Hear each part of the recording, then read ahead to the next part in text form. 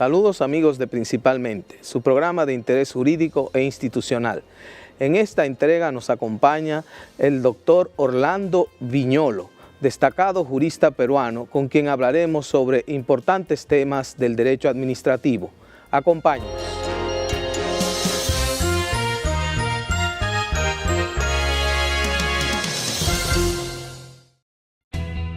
Desde el 1989, Seaboard se convierte en la primera generadora privada de energía de República Dominicana. En el 2012, reemplaza sus unidades de generación por la unidad Estrella del Mar 2, que opera con gas natural como combustible, armonizando con el medio ambiente y poniéndose a la vanguardia en la producción de energía limpia. Seaboard, comprometidos con la satisfacción de sus clientes, el desarrollo nacional y el medio ambiente. Un nuevo compromiso, con nuevas y mejores propuestas que nos acerquen más al pueblo que nos eligió. Comprometidos con la transparencia. Decididos a acortar distancias entre el pueblo y quienes lo representan. Construyendo un lugar donde todos seremos escuchados. Diseñando juntos las reglas del juego. Comprometidos en fortalecer la sagrada institución de nuestra Cámara de Diputados y Diputadas de la República Dominicana. Porque queremos ser la voz de nuestro pueblo.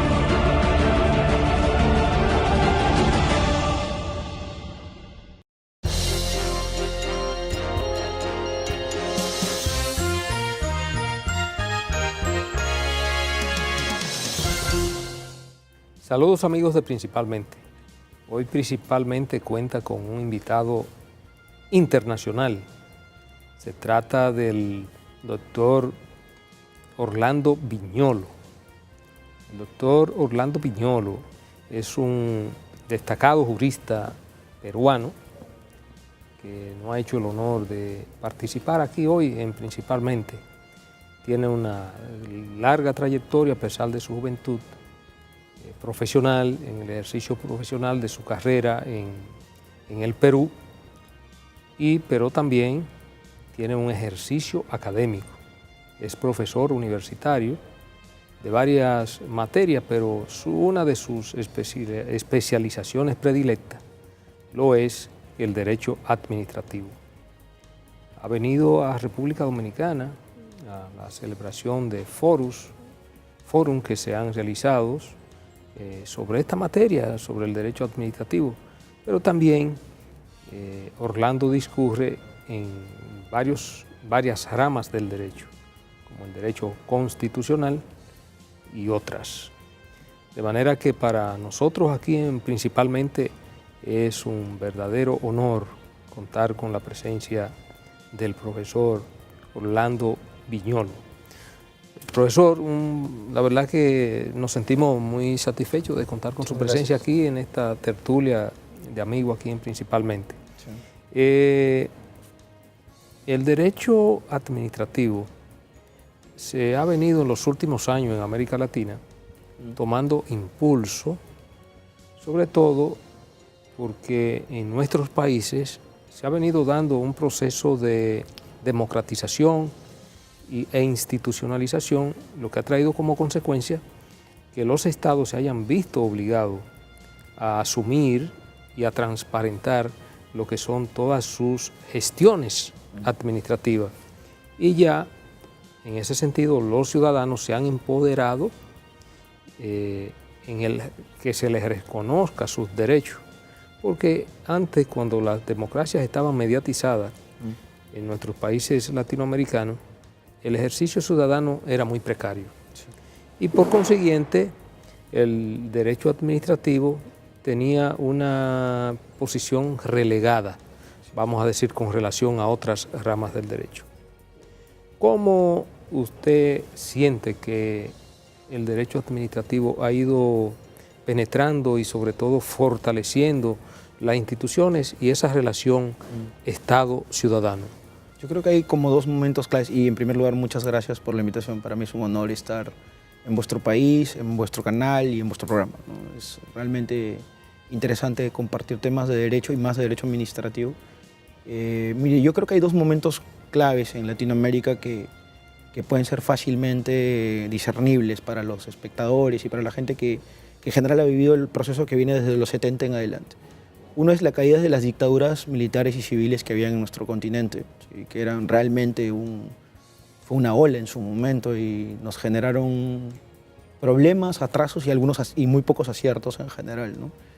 Mi país no es ajeno a eso, tuvo una dictadura muy extraña, una mezcla de militares soviéticos que tenían algún afán de hacer la guerra a Chile en un punto para poder recuperar lo que habíamos perdido en la guerra del Pacífico, pero que hicieron reformas agrarias y cambios en el suelo urbano, pero que generaron un impulso medio extraño de iniciativa empresarial pública que nos llevó quizás a una de las peores crisis en su momento, en los años 80. Esa ola paró en algún punto, ganó la libertad en el fondo y la recuperación del Estado constitucional de derecho. Palabras más, palabras menos, cada país tuvo su etapa de transición, pero el otro gran impulso, sin que el que hable sea neoliberal, para nada, yo soy más bien de derecho administrativo, con lo cual busco el equilibrio, es la irrupción de la liberalización, ¿no? La liberalización nos creó otras modalidades de poderes públicos, otras potestades, otra visión del ciudadano en su versión usuario, en su versión ciudadano de ciudad. El urbanismo ingresó muy fuerte, liberalizó también los espacios para que la libertad económica recupere un importante papel de cara a los terceros y al propio mercado.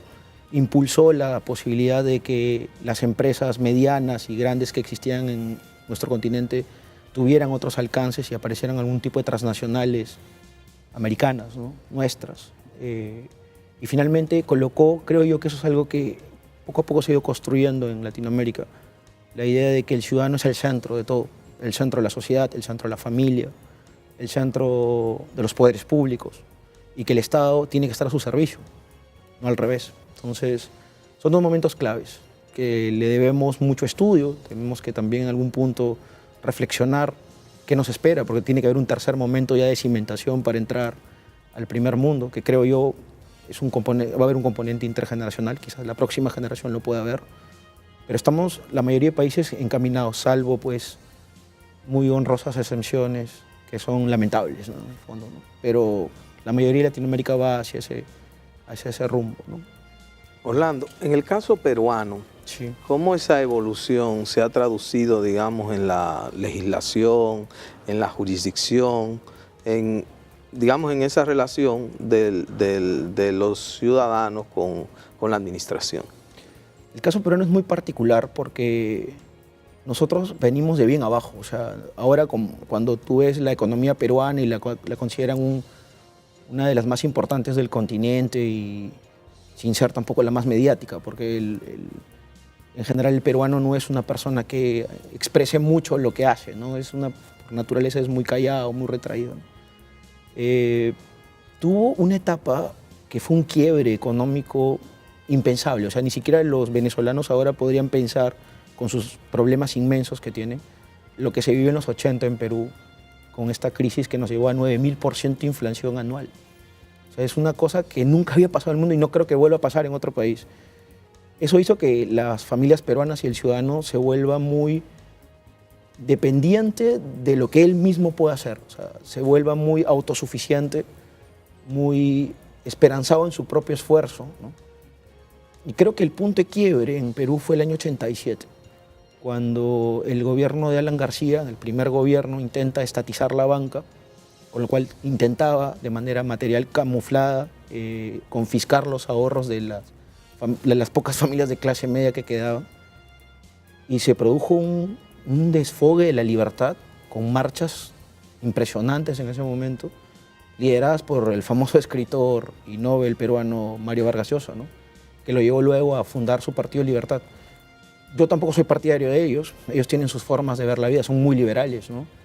Pero hay que reconocer que ese año 87 marcó un punto de quiebre y de recuperación de la autosuficiencia personal, ¿no?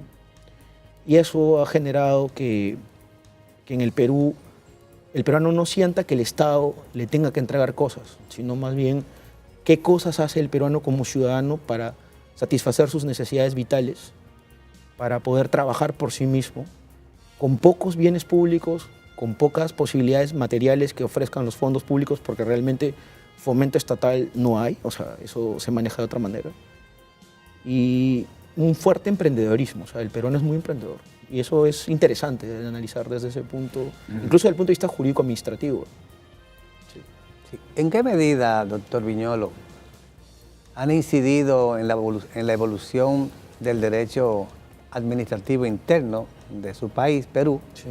y también del propio hemisferio latinoamericano, los pactos y convenciones internacionales que versan sobre las instituciones jurídicas administrativas? El derecho internacional ha tenido algún impacto, sobre todo en aspectos de derechos humanos, particularmente desde el constitucional, desde la firma de la Convención Americana se ha venido institucionalizando la irrupción de estas reglas de derecho internacional público. Luego hubo un periodo muy largo donde la comunidad andina y sus acuerdos tuvieron algún impacto en el derecho interno. La verdad es que bastante relativo, ¿no? Sobre todo en algunos aspectos de propiedad intelectual y algún tema sobre legislación industrial que podría ser relevante. En general, América del Sur se ha manejado de mala manera, a mi modo de ver, sobre el tema de los bloques, ¿no? Porque se unían por aspectos políticos, no por aspectos más pragmáticos como la economía o la búsqueda de alguna satisfacción social, que por ejemplo es el germen del inicio de la Comunidad Europea, ¿no? O sea, una visión mucho más práctica sobre las cosas, ¿no? Carbón, hierro, etc. Okay. Pero creo que, y eso yo le tengo mucha fe y la verdad que lo digo siempre, creo que el gran futuro de la integración y donde se van a producir el mejor derecho para impactar dentro de nuestro derecho nacional es la Alianza del Pacífico, ¿no? La Alianza del Pacífico que une a las 4 economías más importantes de ese lado del océano, que es Perú, Colombia, Chile y México. Están teniendo cosas muy interesantes de liberalización y de intercambio muy fuerte de mercancías y personas. Por ejemplo, se han aprobado ciertas reglas básicas sobre titulaciones universitarias para el reconocimiento en los 4 países. Se está aprobando reglas básicas y principios generales de contratación pública para que haya intercambio y aparezca un mercado interior al estilo de Comunidad Europea. Se han eliminado un montón de regulación para barreras de acceso, de importación y exportación entre los 4 países. Y la verdad es que si seguimos así, yo creo que el camino que se ha trazado la Alianza del Pacífico, que es ser la 8ª economía del mundo, está bastante bien fundamentado, ¿no? Y tiene un impacto directo sobre el derecho interno y va a aparecer un derecho administrativo de la Alianza del Pacífico, que tiene impacto sobre los derechos nacionales de los 4 integrantes, ¿no? Muy bien. ¿Tienen concepción constitucional el conjunto de normas y principios administrativos en el derecho interno? Algunas peruano? cosas sí. O sea, el principio de legalidad está constitucionalizado. ¿El principio? De legalidad está constitucionalizado. Al menos la versión negativa, que es la que se aplica sobre los poderes públicos, aparece bien puesta dentro de nuestra Constitución de manera expresa.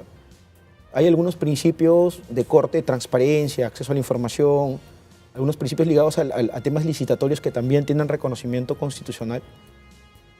Pero realmente donde se ha explotado el tema de los principios es en la ley peruana, y eso creo que es ya de una inflación y una mala técnica del legislador.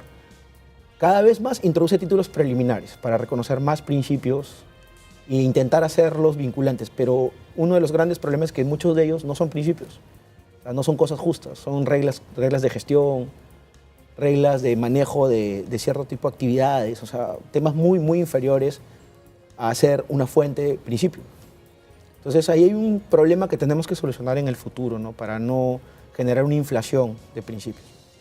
Eso está vinculado al aspecto de los reclamos y acciones del ciudadano. Sí, nosotros tenemos un código, fuimos el primer país en Latinoamérica, sino el primero o segundo, que aprobó el Código Procesal Constitucional. Nosotros tenemos un código que fue muy bien hecho por constitucionalistas importantes y que fue referente en algún punto de la década pasada, ¿no? Eso nos metió por lo menos en una visión del procesal constitucional importante, que sin llegar a ser México, porque en México, bueno, tienen una visión del amparo bastante universal, ¿no? Nos pone en un nivel importante para los justiciables respecto al uso de los procesos constitucionales, ¿no? Profesor, bueno, ya yéndonos más o menos al aspecto jurisdiccional, no sé cómo funciona la jurisdicción contenciosa administrativa en Perú, nosotros tenemos un Tribunal Superior Administrativo, de acuerdo con la nueva ley, ley orgánica que tenemos, que regula la materia, debiera haber otro tipo de ampliar la jurisdicción contenciosa administrativa. Solamente contamos en la actualidad, yo diría que por razones de recursos, con una sola jurisdicción.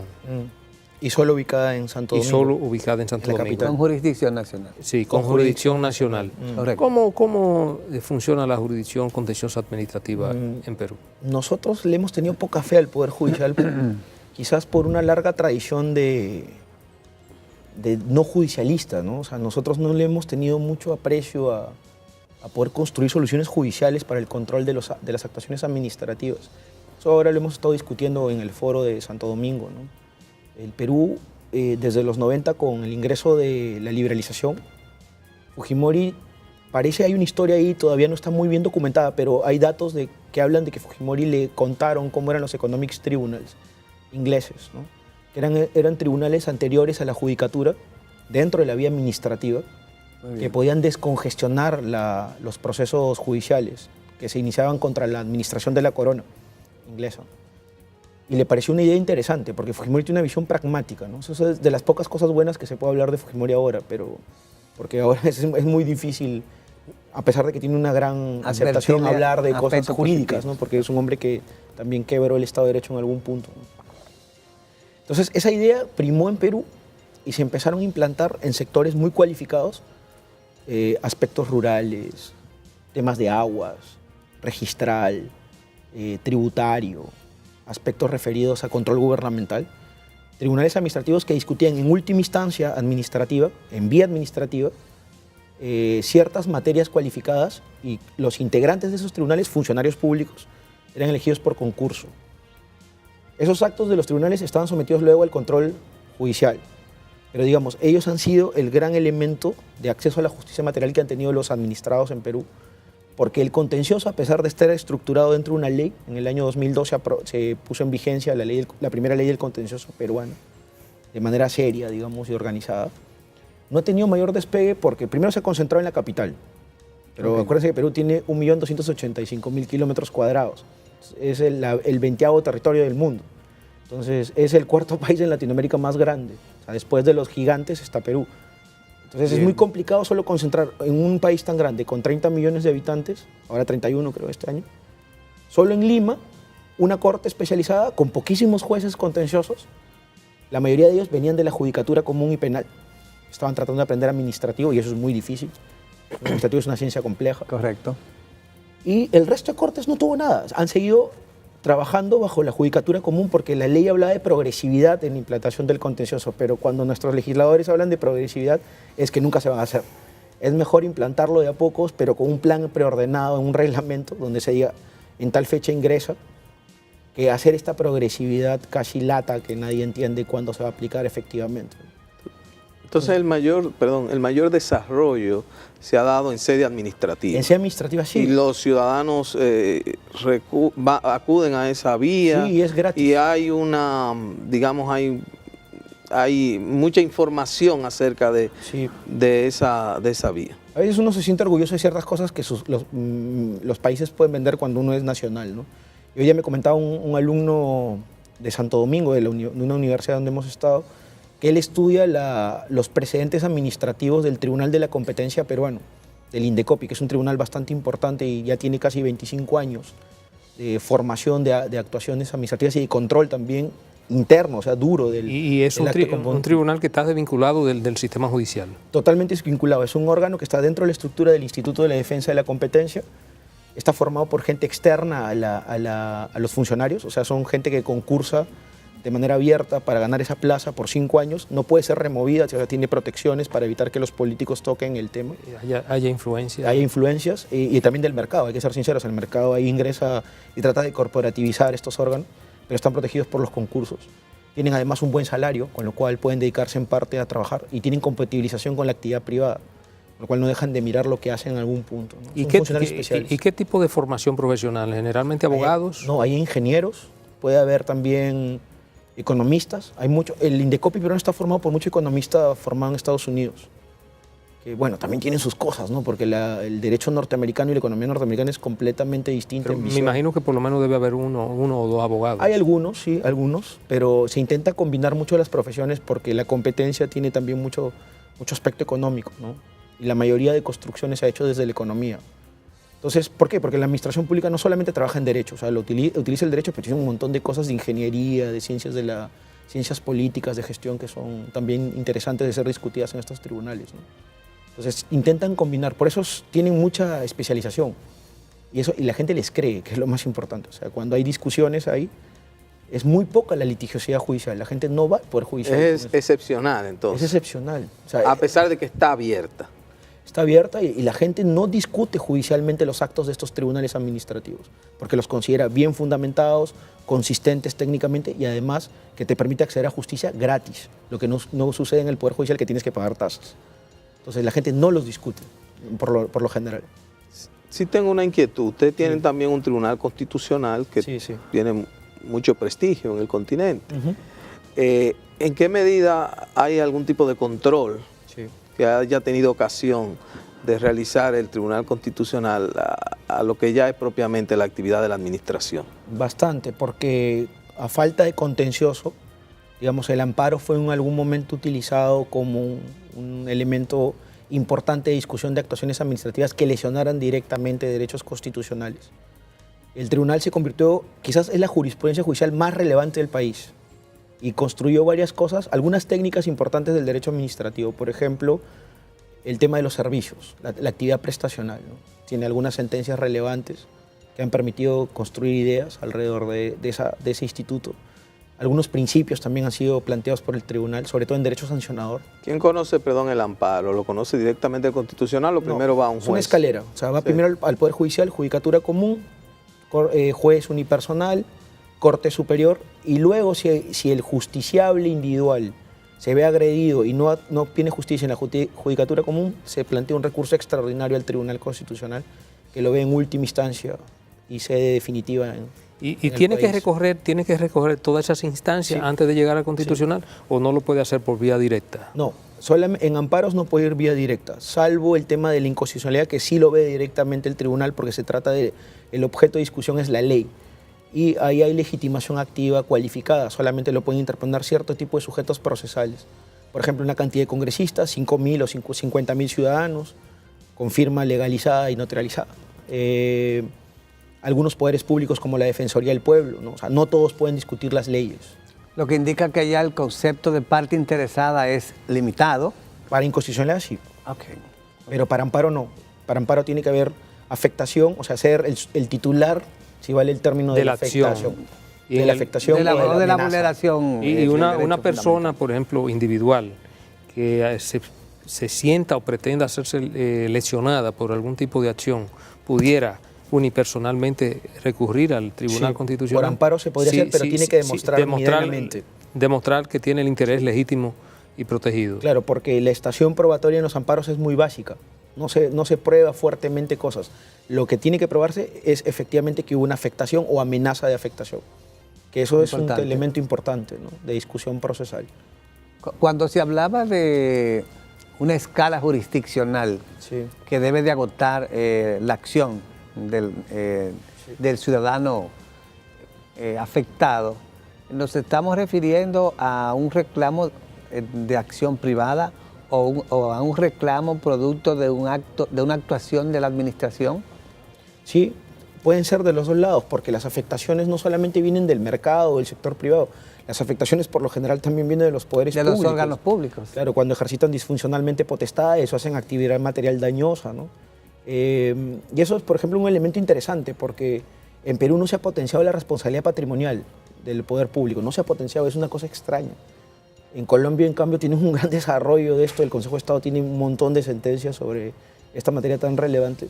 Entonces el amparo se convierte en la válvula de escape para discutir daños a veces.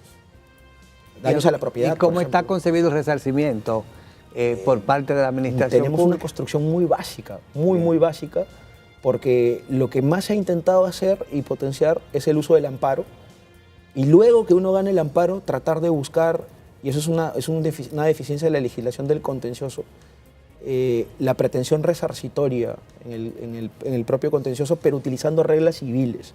Entonces ahí viene un gran defecto, porque la responsabilidad patrimonial de la administración no es igual a la responsabilidad patrimonial de un privado. Sin duda. Implica una serie de principios diferentes, ¿no? Entonces, eso no está construido todavía en el país y es una gran deficiencia que mucha gente de la doctrina administrativista ha puesto en evidencia, ¿no? Y que creemos que es el futuro, o sea, tenemos que hacerlo. Muy bien. Bien, vamos a aprovechar, profesor, para hacer una breve pausa. En el próximo segmento seguiremos tratando este y otros temas de interés.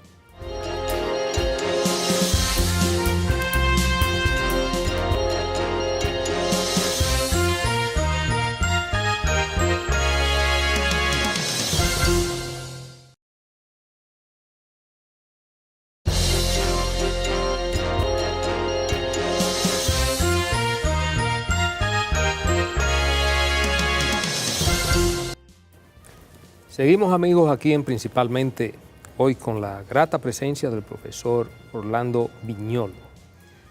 Profesor, interesante todos estos aspectos y ver cómo funciona ya la justicia, si se quiere, administrativa. No está judicializada.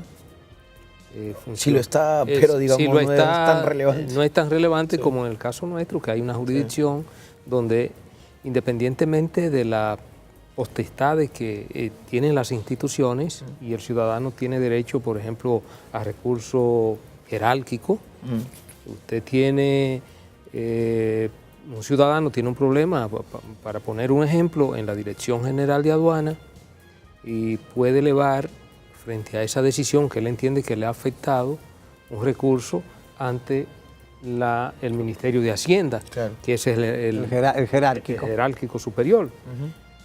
Lo resuelve el ministro. Y lo resuelve el ministro. Yo pienso que eso mismo sucede en el Perú. Sí. Eso es un privilegio que viene desde el antiguo régimen para las administraciones públicas. No es nada extraño en Latinoamérica, porque nosotros vemos de la Europa continental y a veces eso hay que hacerle acordar a los chicos cuando estudian Derecho, ¿no?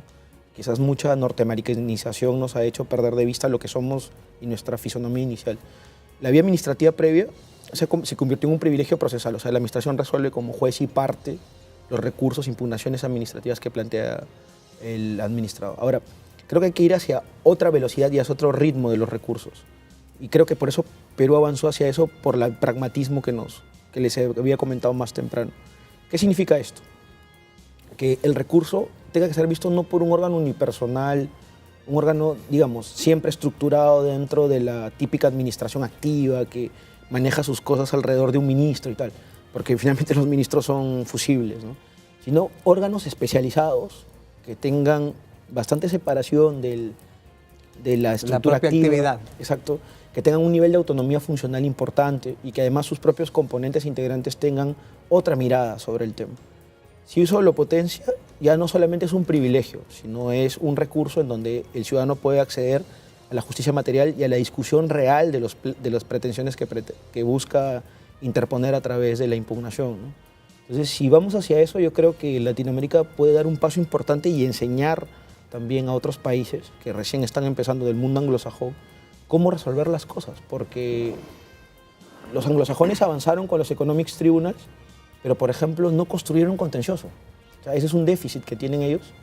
Y Inglaterra ha sido condenada muchas veces con el Tribunal Europeo, por ejemplo, de Justicia de la Comunidad Europea, a la construcción de un auténtico contencioso que no lo tenía hasta los años 90. Entonces, si nosotros mezclamos los dos puntos, el tener un buen contencioso y esta vía administrativa más potente, la cosa va a mejorar mucho.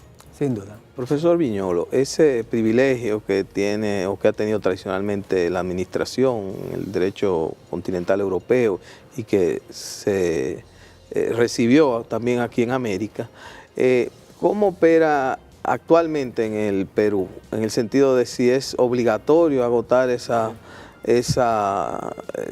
fase en sede administrativa, o tiene la posibilidad el administrado de ir directamente ante la jurisdicción. En derecho administrativo todo no es blanco ni negro, no hay excepciones, pero digamos, la regla general es siempre agotar la vía administrativa previa, salvo que el órgano administrativo no tenga superior jerárquico, ¿no? hay determinados actos administrativos en donde el órgano productor no tiene a alguien al cual se le pueda ventilar y subir el recurso de alzada, ¿no? Como se le conoce de buena manera en el derecho español, ¿no? En el derecho peruano es parecido. ¿Y no existe, perdón, profesor, la reconsideración ante el mismo funcionario? El legislador peruano lo estableció, pero lo puso con naturaleza potestativa, es decir, depende de la voluntariedad del administrado poder plantear o no el recurso para dilatar o no, bajo su estrategia y lo que quisiera el administrado, la posibilidad de tener un nuevo acto que revise el inicial y que sea producido por el mismo órgano emisor. Porque eso, digamos, en asuntos sancionadores podría retrasar los efectos del acto. En temas tributarios igual, pero cuando uno discute temas de, por ejemplo, obtención de títulos habilitantes, no tendría sentido plantear un recurso que sea denegado por el órgano emisor, ¿no?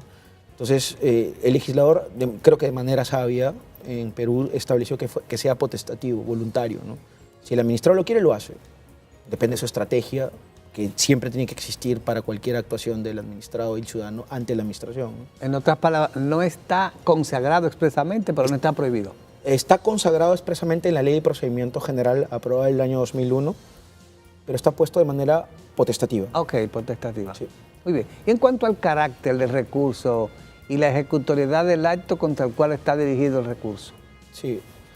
El recurso administrativo, si uno tiene, digamos, conoce bien el manejo de los recursos, es evidente que el administrado tiene que buscar que se suspendan los efectos del acto recurrido, pero tiene que decirlo de manera expresa y fundamentarlo en la impugnación. Eso es lo que nuestro legislador ha planteado como un elemento de defensa importante.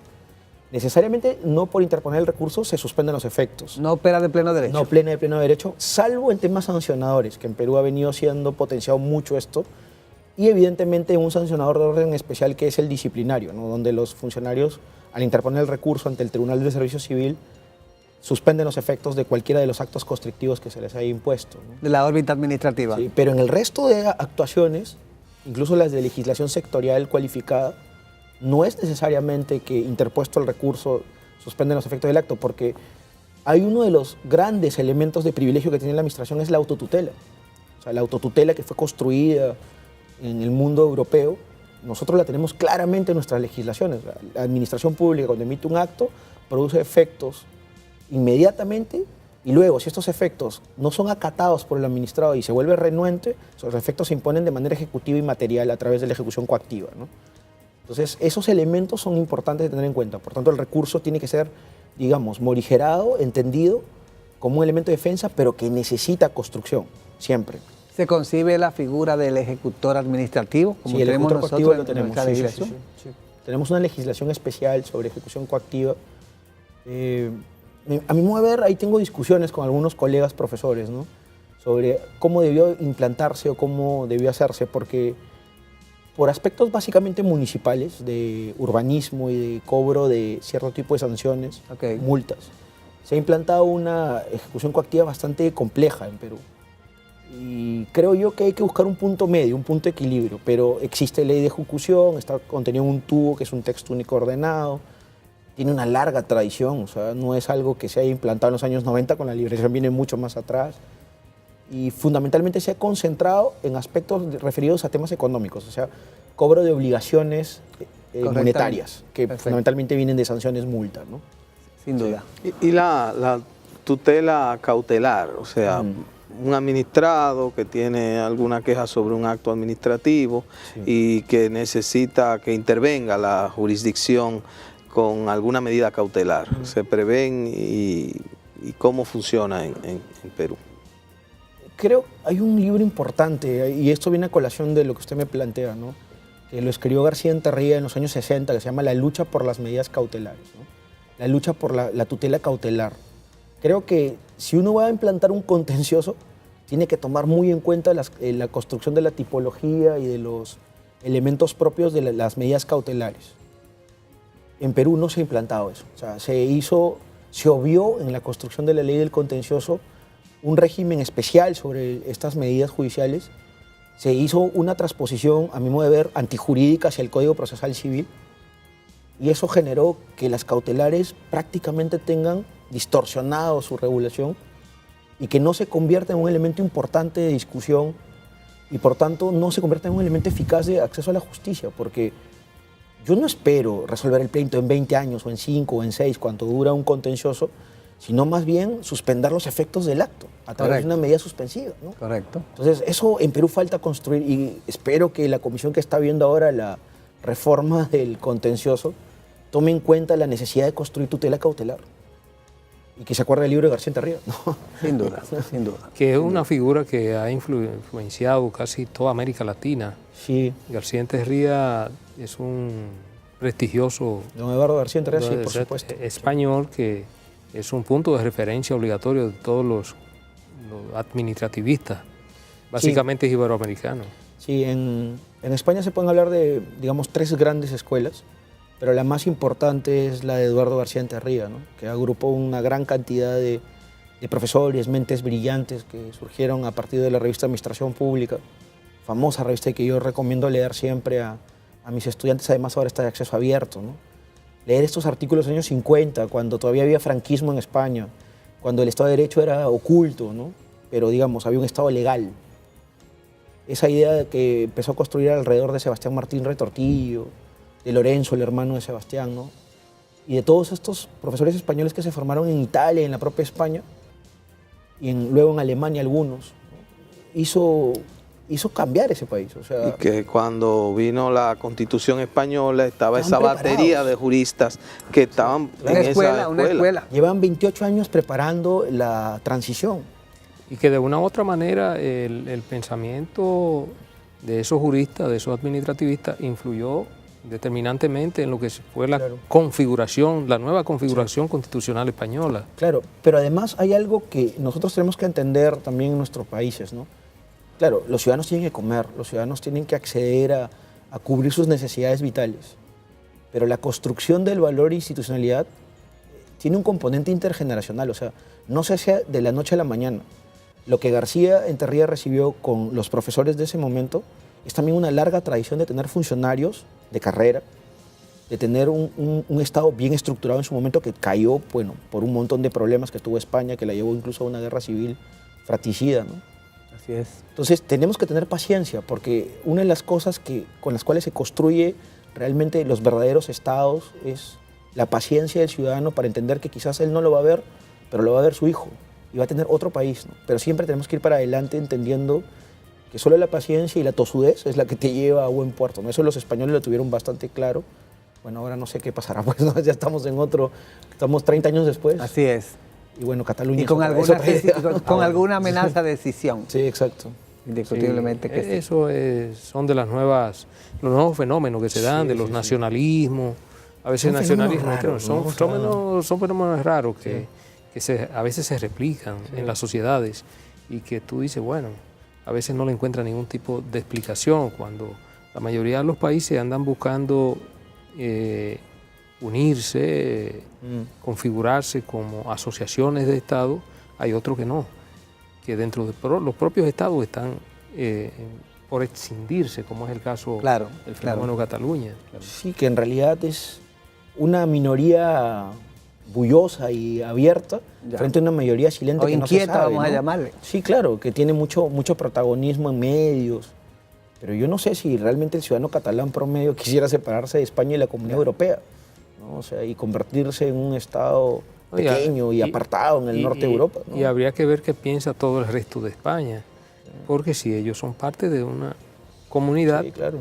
no pueden solamente tener voz y voto lo de esa comunidad, sino que habría que pensar qué piensa la comunidad en sentido general. Sí, lo digo con cierto conocimiento de causa. Yo no me gusta hablar de las situaciones de países hermanos, ¿no? Como España, pero digamos, yo he vivido en España y me siento una parte de mi vida está allá también y también siento mucho afecto por el Reino de España, ¿no? Porque además me dio formación, que eso es muy importante. Claro. Y yo viví en Aragón, o sea, viví en la frontera de lo que sería ahora la Nueva España, si es que logra incidirse, ¿no? Y los aragoneses han sido, la Corona de Aragón tuvo como parte de su territorio a Cataluña desde siempre. Lo consideraban a Barcelona como un condado importante, pero era parte de la Corona aragonesa que luego con la Corona de Castilla se juntaron e hicieron el gran Reino de España y el imperio que conocimos, ¿no? Con América y Filipinas.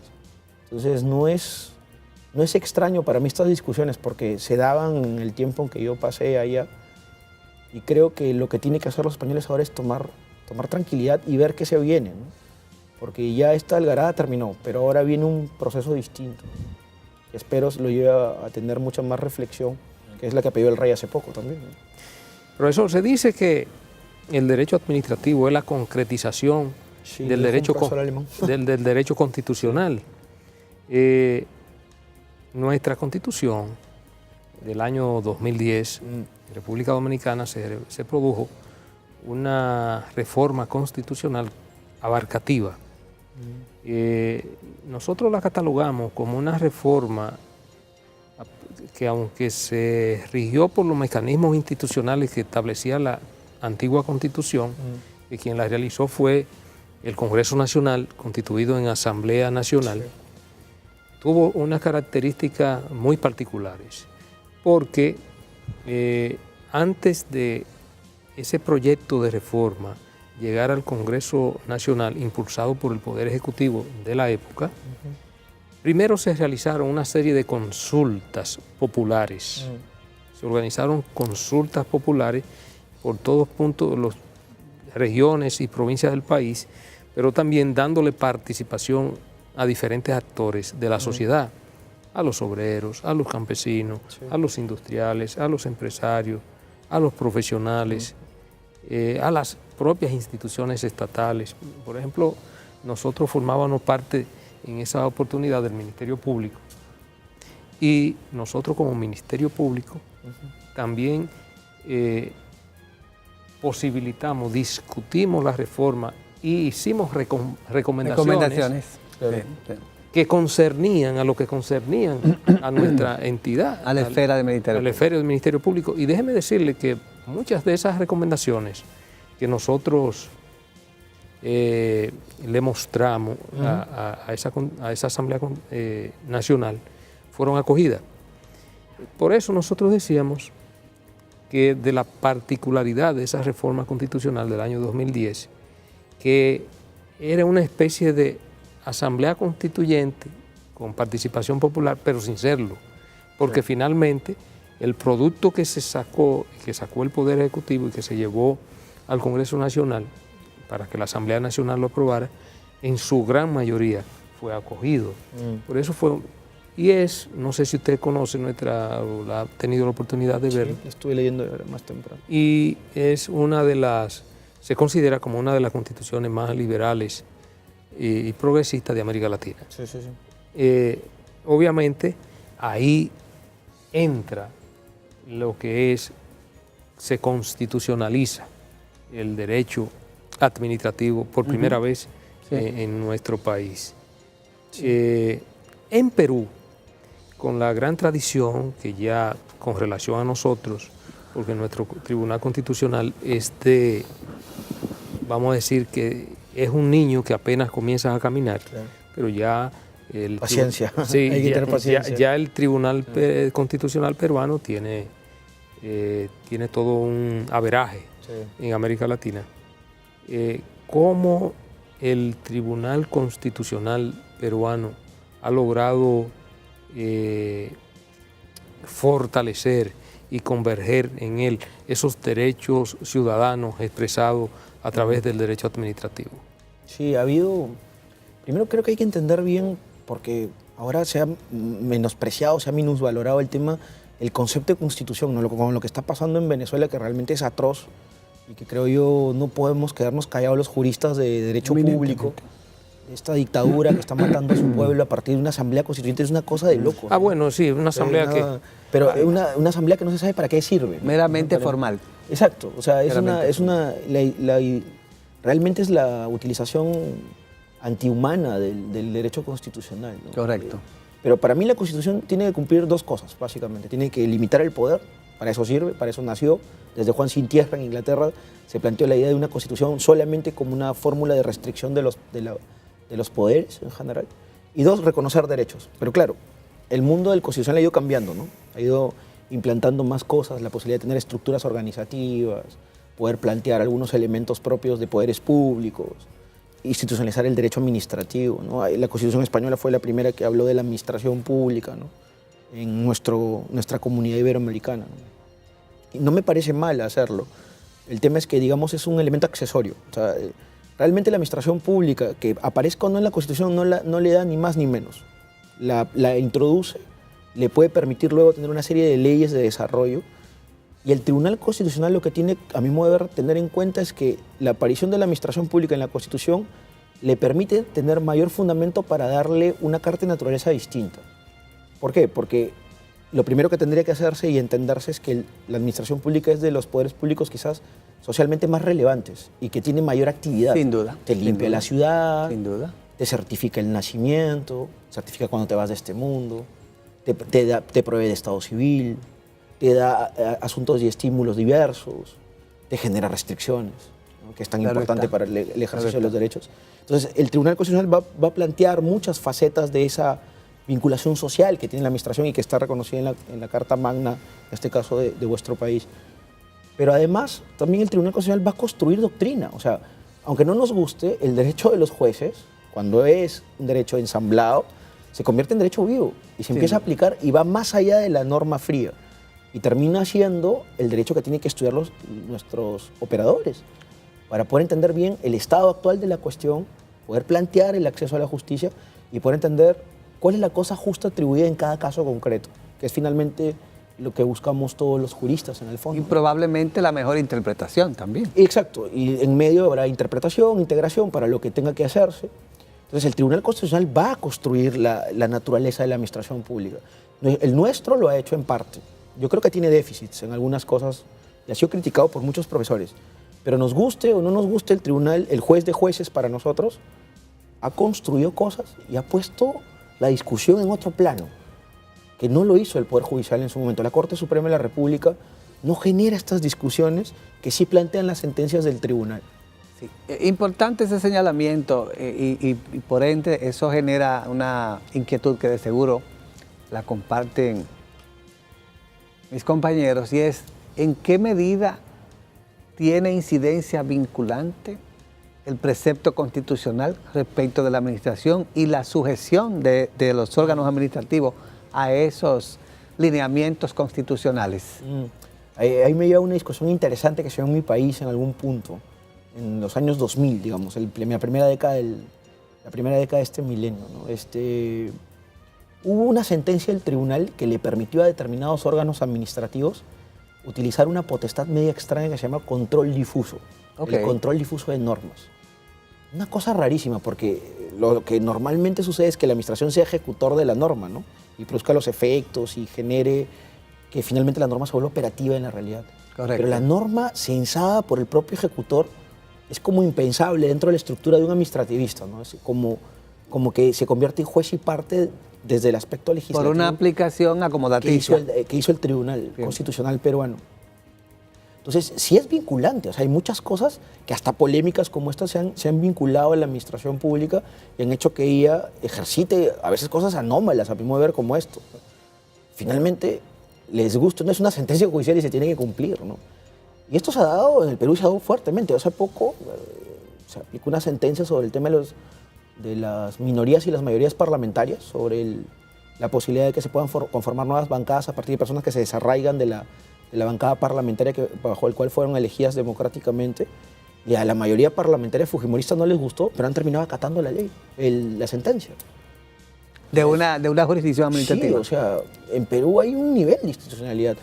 A veces no lo miramos de manera reflexiva, pero las sentencias son acatadas. O sea, no hay renuencias a hacerlo. Y eso, creo yo, va dándole otro pasito a la institucionalidad nuestra, ¿no? ¿Hay una preclara separación de poderes en sus atribuciones y facultades? Sí, desde la caída de Fujimori para adelante ha habido realmente una separación dinámica de poderes. Creo que con excesos de algunos, ¿no? En algún momento, bueno, hace poco la Contraloría General de la República Peruana ha estado bajo una estela negra, ¿no? Ha sido destituido el Contralor por el Parlamento, bajo control político.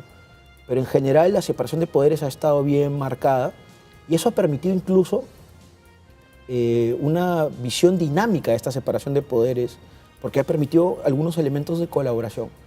Yo creo que lo que falta en Perú es entender bien algo que está detrás de la separación, que es la necesidad de tener personas que profesionalmente trabajen en esos poderes públicos. O sea, un servicio... Y apliquen la norma. Claro, porque necesitamos, creo que el país de Latinoamérica, que dé el paso a tener burocracia profesional estable, más allá de la democracia representativa, entra al primer mundo. Muy bien. Porque ahí vamos, hacia ese objetivo creo que tenemos que ir como países de esta parte del continente. Muchas gracias. Y en el próximo segmento vamos a seguir tratando este y otros temas de interés.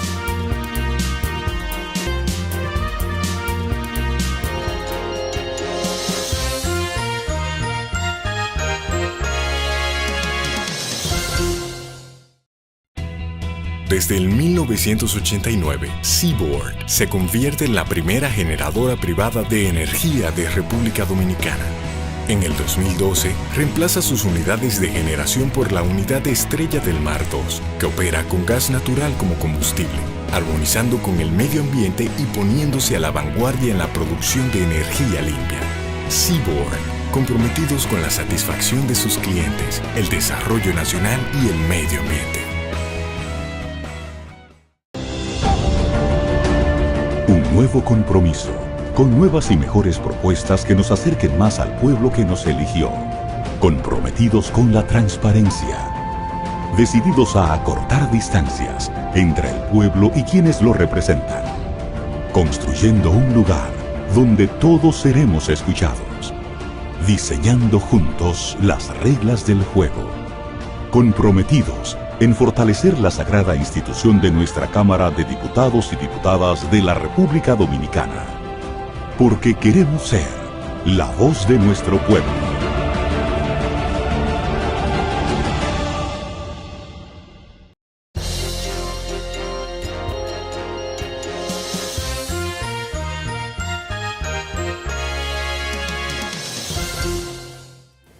Seguimos, amigos, en Principalmente. La verdad que muy dinámica y sobre todo didáctica las explicaciones de Orlando, el profesor Orlando aquí.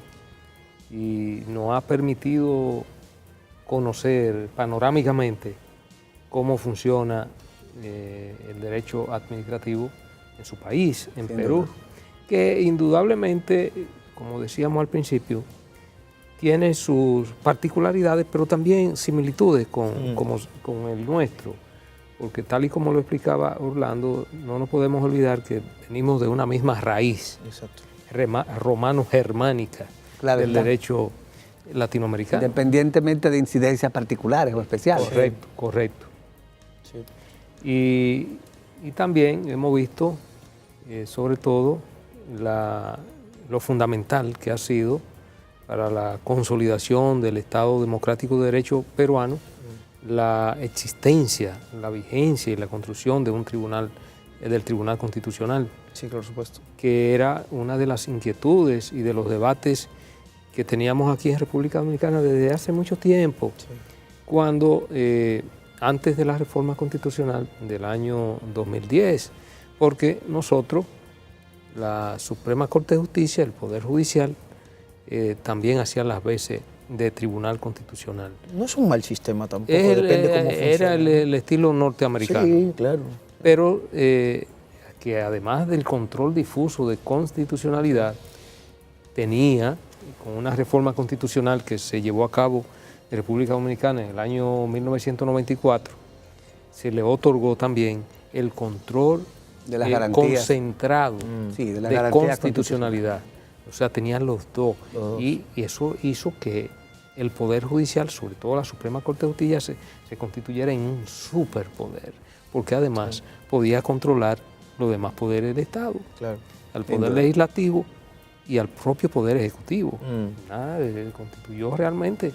Luego, en la reforma del año 2004, aunque hubo grandes debates, interesantísimos debates, muy productivos, muy interesantes, se logró introducir la jurisdicción, el Tribunal Constitucional. Pero había una fuerte oposición y dentro de los... No sé si eso se llegó a dar en Perú, pero aquí una de las opiniones más encontradas era que con el Tribunal Constitucional se iba a producir lo que en otros países se produció, que eran los choques de trenes. Es normal. Por así llamarlos. Por así Muchos llamarlo. choques. Algún día habrá un choque. Sí, algún Mejor día. que suceda, ¿no? Y A es que no bueno, suceda. en democracia eso es Claro. bueno que suceda, porque Las indefectiblemente... voces monocordas no funcionan en democracia. Exacto. ¿no? Y obviamente que creo que, en definitiva, el Tribunal Constitucional nuestro, al igual que el peruano, ha venido a constituir una especie de freno. equilibrio y de freno, tanto a los demás entes del Sí, Estado, sí. a los demás entes del Estado, tanto al Poder Judicial, al Poder Ejecutivo, también al Poder Legislativo. Sí. Yo creo que está bien. O sea, el conflicto es parte de la raza humana. O sea, eso no va a dejar de existir. Lo que estamos tratando de hacer es construir un sistema. Y ahí creo que hay que recordar a los chinos. Hay un presidente chino que decía que no importa el color del gato, sino que caza ratones, ¿no? Si el sistema anterior funcionaba bien, bueno, se tenía que dejar y seguir construyendo institucionalidad alrededor de él. Pero claro, ustedes se dieron cuenta que no funcionaba del todo bien y instauraron el control concentrado austriaco, digamos.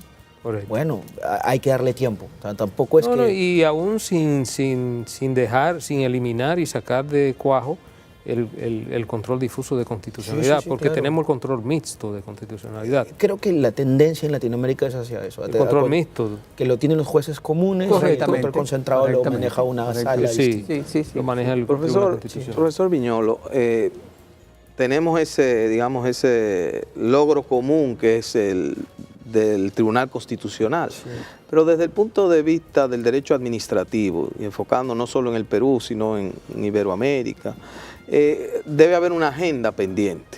Sí, claro. En esta época se Muchísimo. habla mucho de transparencia, se habla mucho de todo el tema de las contrataciones públicas, se habla de fortalecimiento institucional. ¿Cuál sería, desde su punto de vista, la agenda pendiente actualmente? De lo más importante a lo menos importante a mi modo de ver. Sí. Primero, burocracia profesional.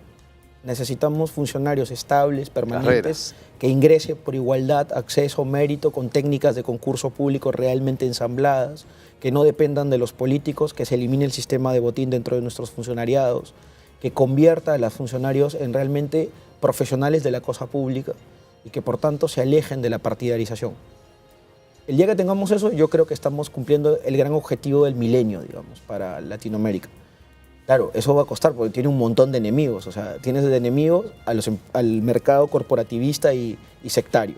Tienes de enemigo a los políticos que ya no van a poder ofrecer en campaña Cargos. puestos públicos como lo han Bien. hecho todo el tiempo en nuestros países. Bonanzas. Claro, o sea, van y ofrecen un pueblo, te voy a nombrar un recaudador tributario sin tener ninguna posibilidad de poder hacerlo. Y claro, esa persona va a votar por ellos con la expectativa del puesto público, ¿no? Sin duda. Y no lo han hecho solamente los políticos actuales, lo han hecho, hay tradiciones peruanas del siglo XIX contaban de un presidente que le habían intentado ofrecer o dar la posibilidad de una cantidad de plazas de aduana del Callao, ¿no? El presidente Ramón Castillo, y hablaba del cañoncito porque el peticionante solo pidió un puesto pequeño de la aduana y dice el cañoncito va para abajo. Bueno, ¿no? El segundo gran valor, y creo que ahí viene la concentración del futuro, es creo que tenemos que dejar de concentrarnos en los métodos, en los procesos, en los procedimientos y concentrarnos más en una visión humanista del derecho administrativo. O sea, el ciudadano tiene que ser el centro de todo nuestro emprendimiento. Y hemos hecho muchísimas reformas que nos han pedido los organismos multilaterales.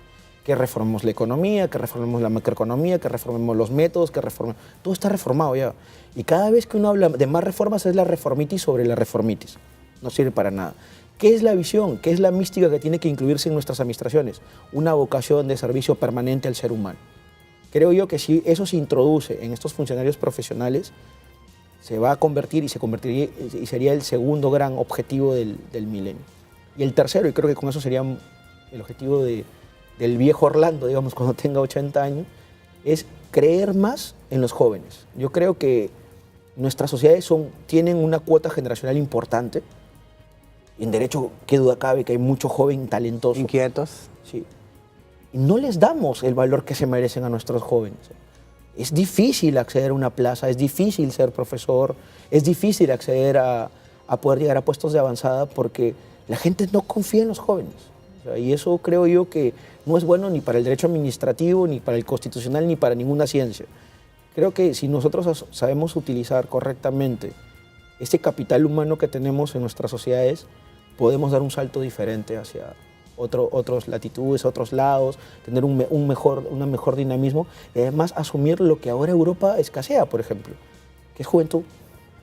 Sin duda alguna, sin duda alguna. Bueno, profesor Orlando Viñolo, la verdad que para nosotros aquí principalmente ha sido un verdadero honor contar con su presencia y esperamos que en otra oportunidad que usted tenga el honor de visitar a República Dominicana, pues tenerlos aquí de nuevo para que abordemos temas tan interesantes como estos que hablamos el día de hoy. Ha sido un gran placer, en serio. Muchas gracias. Bien. Muchas gracias. Muy agradecido.